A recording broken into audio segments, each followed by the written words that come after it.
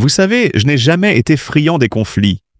Pourtant, il existe des figures que, malgré tout, je préfère éviter de croiser. » Cette phrase, prononcée avec une douceur presque mélancolique, illustre parfaitement l'aura complexe de Charles Aznavour, ce géant de la chanson française. À plus de 90 ans, sa voix voilée portait le poids des souvenirs, des rencontres, mais aussi des déceptions. Car, au-delà du mythe et des succès planétaires, Aznavour a croisé sur son chemin des artistes avec lesquels l'entente n'a jamais été possible.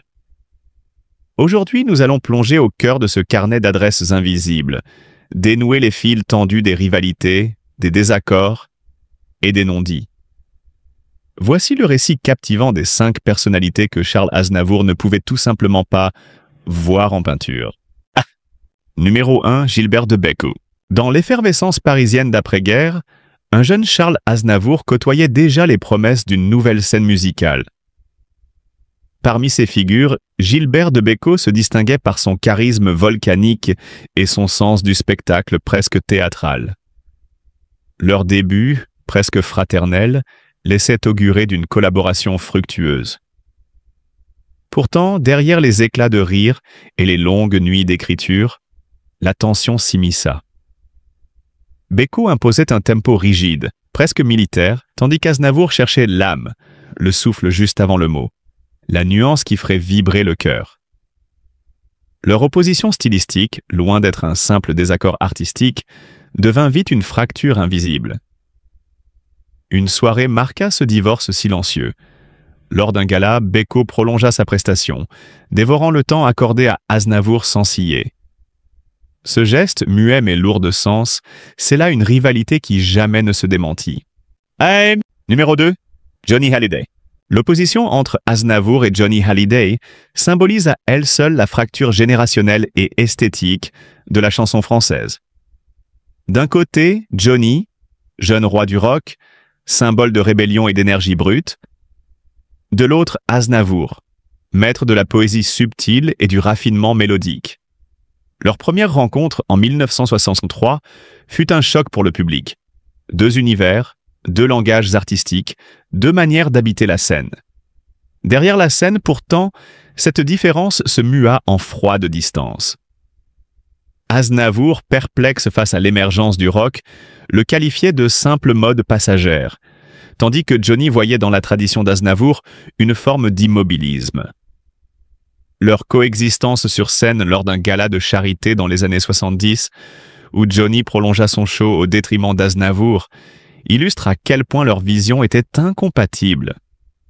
Leurs chemins, bien que parallèles, ne devaient jamais vraiment se croiser.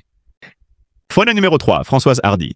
Françoise Hardy, icône de la France des années 60, incarne la modernité douce et mélancolique. Un univers où la pudeur côtoie quelquefois la profondeur. Leur relation fut marquée par une politesse distante, presque un mur invisible. Sur un plateau de télévision, la première rencontre fut brève, marquée par un échange minimaliste et une collaboration rare et peu spontanée. Hardy refusait souvent les modifications proposées par Aznavour, préférant garder ses créations intactes, comme si elles protégeaient jalousement un jardin secret. Cette retenue frustrante pour Aznavour ne déboucha jamais sur une véritable complicité artistique. Une fois, en sortant d'un dîner mondain, il confia à un ami. Elle ne voulait pas partager le tableau. Alors, je l'ai laissé sur son chevalet. Cette distance respectueuse mais ferme, c'est là une séparation définitive, une reconnaissance silencieuse que certains visages ne sont simplement pas faits pour se mêler. En numéro 4, Serge Gainsbourg. Le duel entre Charles Aznavour et Serge Gainsbourg est un classique du paysage musical français, une confrontation entre 2 univers radicalement opposés. Aznavour, l'orfèvre méticuleux, façonnait chaque syllabe avec une précision chirurgicale pour toucher l'émotion pure.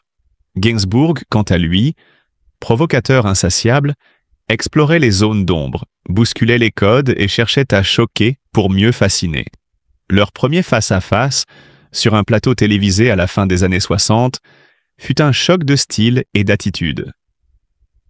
Aznavour, costume impeccable et sourire mesuré, affrontait le nonchalant Gainsbourg, cigarette aux lèvres et regard défiant. La conversation sur l'avenir de la chanson dévia rapidement vers un affrontement feutré, où l'un défendait la tradition, l'autre l'innovation radicale. Leur rapport fut un duel permanent entre ordre et chaos, entre respect distant et provocation calculée, sans jamais se transformer en véritable alliance. Numéro 5, Barbara. Enfin, Barbara, la dame en noir, figure emblématique de la chanson française, avait avec Aznavour une relation complexe, faite de respect mutuel mais aussi de jalousie sourde.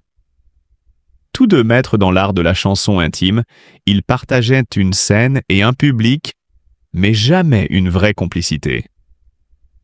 Barbara, avec son univers mélancolique et mystérieux, semblait souvent insaisissable aux yeux d'Aznavour. Leur collaboration restait sporadique, chaque rencontre artistique teintée d'une tension douce amère, d'une admiration mêlée d'envie. Un soir, après un concert commun, Aznavour murmura à un proche « Avec Barbara, c'est comme deux miroirs qui ne se reflètent jamais complètement. » Ce constat résume à merveille cette relation faite de distances respectueuses, mais aussi d'un fossé infranchissable. En définitive, ces 5 figures, chacune à leur manière, ont laissé une empreinte indélébile dans l'histoire d'Aznavour, non pas par leur complicité, mais par les frictions qu'elles ont suscitées. Leur présence dans son album Invisible révèle l'envers du décor, là où se mêlent passion, orgueil, blessures et silence. C'est cette complexité, ce paradoxe d'un homme à la fois tendre et distant, qui rend Charles Aznavour si fascinant, bien au-delà de ses chansons intemporelles. Charles Aznavour, figure emblématique de la chanson française, portait en lui plus que la voix et la mélodie. Un regard affûté sur son univers artistique, fait de lumière mais aussi d'ombres parfois éclipsées. Parmi ces ombres, certaines rencontres ratées, ces lignes de fracture invisibles entre talents majeurs, dessinaient en filigrane une carte sensible des différences irréconciliables. Le duel silencieux avec Serge Gainsbourg en est l'exemple le plus marquant. Une tension palpable jamais levée, mais toujours présente.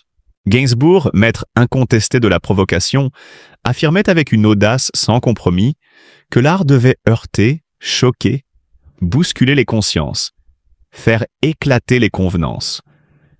Aznavour, lui, préférait la puissance du murmure, cette force tranquille des chansons qui touchent l'âme, au-delà du tumulte éphémère.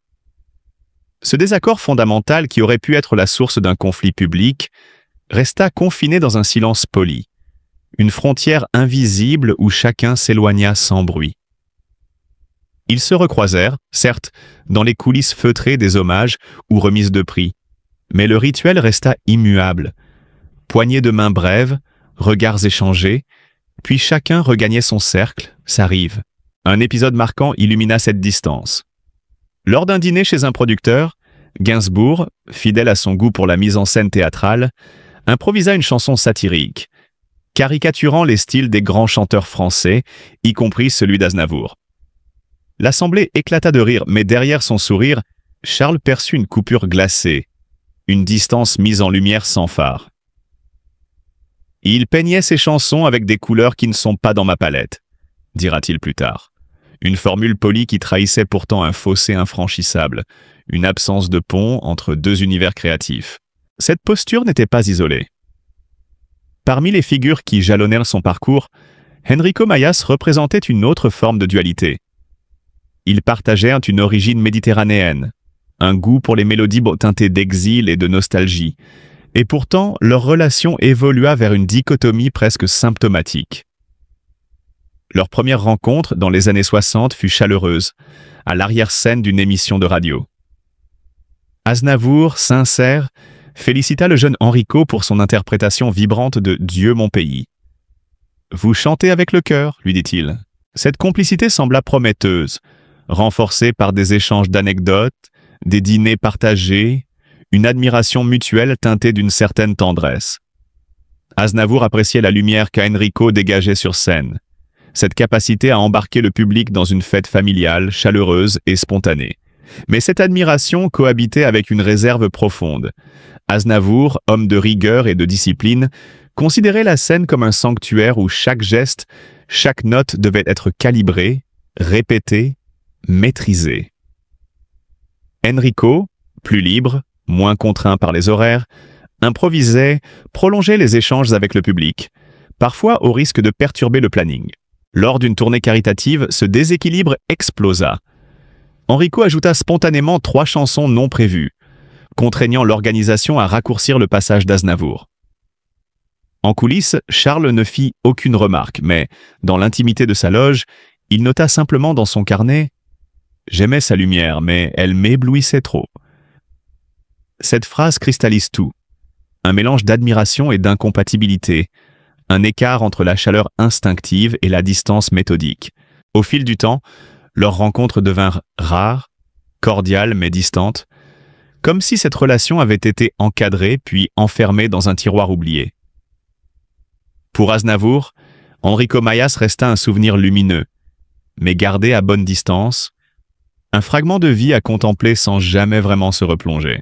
Ces 2 exemples illustrent un aspect essentiel de la trajectoire d'Aznavour, celle d'un artiste qui, malgré des triomphes sans fin, des ovations mondiales, portait en lui la conscience aiguë que certaines rencontres ne pouvaient se transformer en alliances durables. Pas d'ennemis au sens classique, mais des fragments d'une vie où des chemins parallèles ne se croisent plus. Des divergences de style, de personnalité, de vision artistique ont creusé ces silences, ces non-dits. Aznavour n'était pas homme à régler ses comptes en public. Son art était aussi fait d'une élégance discrète. Il laissait le temps apaiser les blessures, transformer les déceptions en souvenirs, les frustrations en silencements polis.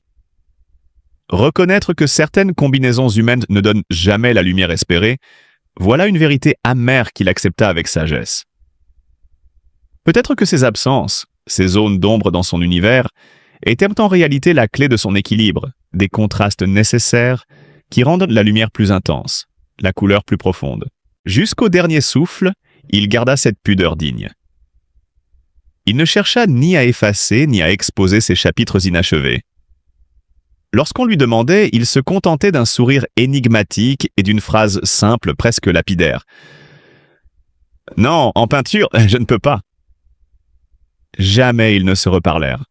Mais parfois, le silence, bien au-delà des mots, est la réponse la plus éloquente. Merci d'avoir suivi ce récit passionné et analytique, plongeant au cœur des coulisses d'une légende. N'hésitez pas à partager votre avis, vos souvenirs et vos émotions en commentaire. À très vite pour une nouvelle plongée dans les arcanes du monde des célébrités.